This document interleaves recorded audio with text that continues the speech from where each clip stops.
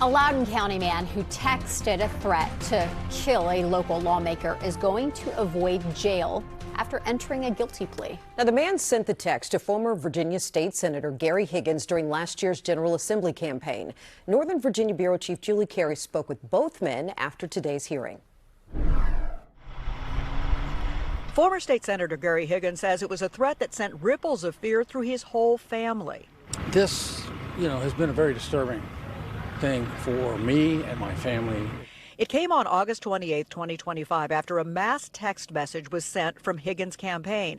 A text message response came back, starting with an expletive and reading in part, "Gary, I will shoot you at your next public rally. I know where your kids are, too." Something like this, it didn't just disrupt my life, it disrupted my wife's, my family. I have 3 married daughters and 6 grandkids, and the threat was very specific. A Loudoun County detective tracked the phone number to a Purcellville resident, 67-year-old Patrick Daniel Murphy. In court today, he pleaded guilty to a felony charge of communicating a threat of death in writing. But in exchange for the plea, Murphy will get a deferred judgment if he complies with certain terms.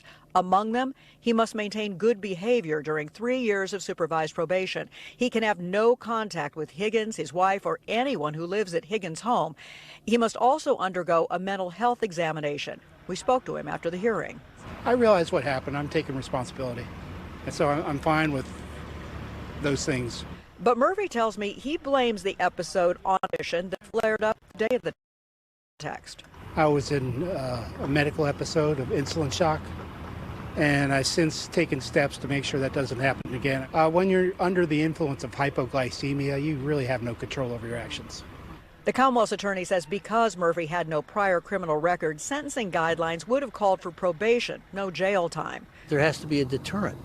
And the deterrent in that is, okay, you now entered a plea to a felony offense, and you better take that seriously.